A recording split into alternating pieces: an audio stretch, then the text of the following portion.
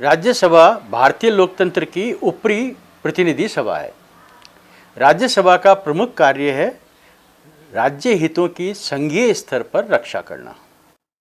ज़्यादातर दर्शकों ये जानते होंगे, लेकिन जो बात वो नहीं जानते उसके लिए मैं संक्षिप्त में बता देता हूँ कि राज्य सूची के विषय पर एक साल में कोई भी एक बिल राज्यसभा बना सकती है। साथ ही कोई भी बिल तभी पास हो सकता है जब राज्यसभा की मंजूरी हो। यानी कोई भी बिल अगर पास होता है उसका मतलब है कि बहुमत से देश के राज्यों ने उसे मंजूरी दी है। इससे आप समझ ही गए होंगे कि राज्यसभा का राज्य के कल्चर, हक और इंटरेस्ट को बचाने में क्या भूमिका होती है। अब बात यह है कि एक राज्य के लिए वो व्यक्ति ज़्यादा अच्छे से बोल सकता है जो उसी ज़मीन में जन्म लिया हुआ हो। जन्म ना भी लिया हो तो 20-30 साल वो वहाँ रहा हो।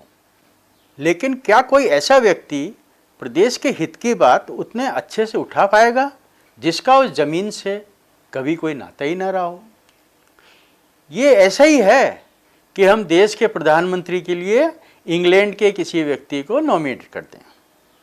राजस्थान की राज्यसभा के लिए 10 सीटें हैं। 19 जून को 3 सीटों के लिए मतदान हुआ। कांग्रेस के 2 और भारतीय जनता पार्टी के 1 उम्मीदवार को जीत का सेहरा बंधा, जिसका विधानसभा में पार्टियों की स्थिति को देखते हुए पूर्व अनुमान था। 10 में से 7 सीटें भाजपा के पास हैं और 3 सीटें कांग्रेस के पास हैं। 10 में से 4 सांसद राजस्थान के बाहर के हैं, जिसका राजस्थान से कोई वास्ता न पहले था न राज्यसभा में जाने के बाद में हुआ। कांग्रेस ने भी डॉक्टर मनमोहन सिंह को भी राज्यसभा में भेजकर ये परंपरा निभाई। परंपरा तो लंबे समय से चल रही है। राजस्थान का प्रतिनिधित्व बाहरी नेता करने आए हैं। राजनीतिक दृष्टि से यहाँ की राजनीतिक पार्टियाँ इतनी कमज़ोर हो गई हैं कि राजस्थान के अपने किसी नेता को राज्यसभा में भेजने की पैरवी आला कमान से कर सकें। बात भारतीय जनता पार्टी की हो या कांग्रेस की, पैराशूट उम्मीदवार आला कमान भेज देता है और यहाँ के नेता उसे जिताकर राज्यसभा में भेज देते हैं और अपने नंबर आला कमान के सामने बढ़वा लेते हैं। सभी यही परंपरा निभाते हैं। मनमोहन सिंह राष्ट्रीय स्तर के 8वें नेता हैं जिनको पिछले 2 दशकों में राजस्थान का प्रतिनिधित्व करने का मौका मिला, जबकि वो राजस्थान के मूल निवासी नहीं हैं।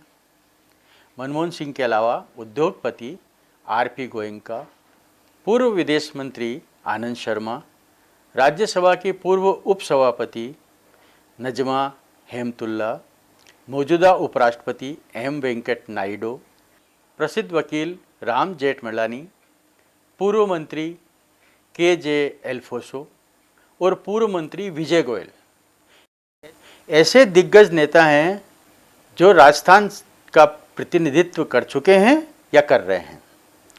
राजस्थान की 3 सीटों के लिए चुनाव के ऐलान के साथ ही मामला गर्म हो गया।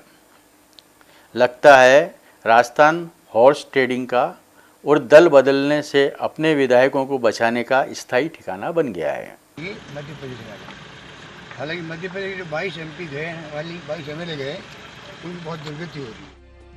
राजस्थान में राज्यसभा की 3 सीटों के लिए चल रहे चुनाव से पहले चल रहा है जबरदस्त पॉलिटिकल ड्रामा। राजस्थान के मुख्यमंत्री अशोक गहलोत ने कांग्रेस के विधायकों और सरकार को समर्थन दे रहे निर्दलीय विधायकों को शहर से 25 किलोमीटर दूर एक 5 स्टार रिसोर्ट में ले जाकर ठहरा दिया है, ये कहते हुए कि बीजेपी तोड़फोड़ कर रही है। देश में कहीं भी ऐसी स्थिति बनती है तो राजस्थान में राजनीतिक पर्यटक का लुत्फ उठाने विधायकों को लाकर बाड़ेबंदी कर दी जाती है। पहले महाराष्ट्र, फिर मध्य प्रदेश और अब राज्यसभा चुनाव के लिए गुजरात और राजस्थान के ही विधायकों को राजनीतिक पर्यटक का लुत्फ दिया गया। कांग्रेस ने अपने विधायकों को पिछले सप्ताह से और भाजपा ने इस बुधवार से होटल पॉलिटिक्स शुरू कर दी, क्योंकि दोनों ही पार्टियों को क्रॉस वोटिंग का खतरा होने लगा। दोनों ही दलों में 30-30 ऐसे विधायक हैं जो पहली बार राज्यसभा के मतदान में भाग लेंगे। इसलिए दोनों ही दलों को उन्हें ठीक तरह से प्रशिक्षण देने की जरूरत पड़ी। कांग्रेस पार्टी ने भारतीय जनता पार्टी पर हॉर्स ट्रेडिंग का आरोप लगाया। करोड़ों अरबों रुपए भेजे जा रहे हैं।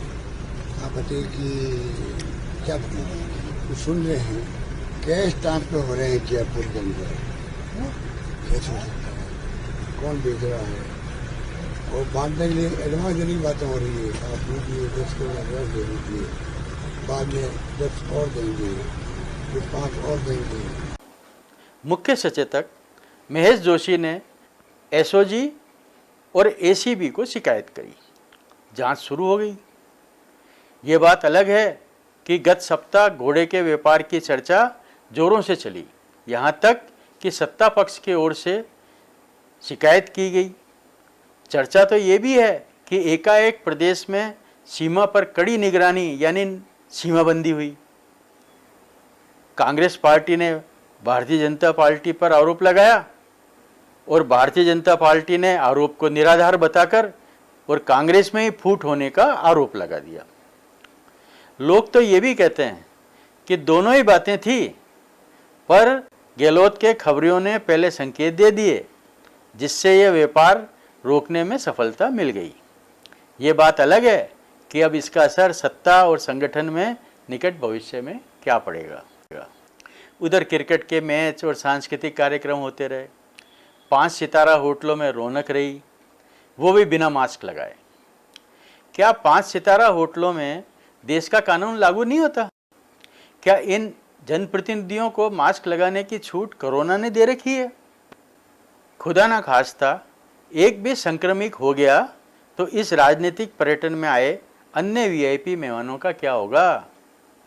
आपको बता दूं कि राज्यसभा चुनाव में राजस्थान में पहले भी 3 बार क्रॉस वोटिंग हो चुके हैं और 4 बार विधायकों के जोड़ तोड़ से सरकारें भी चलाई गई हैं।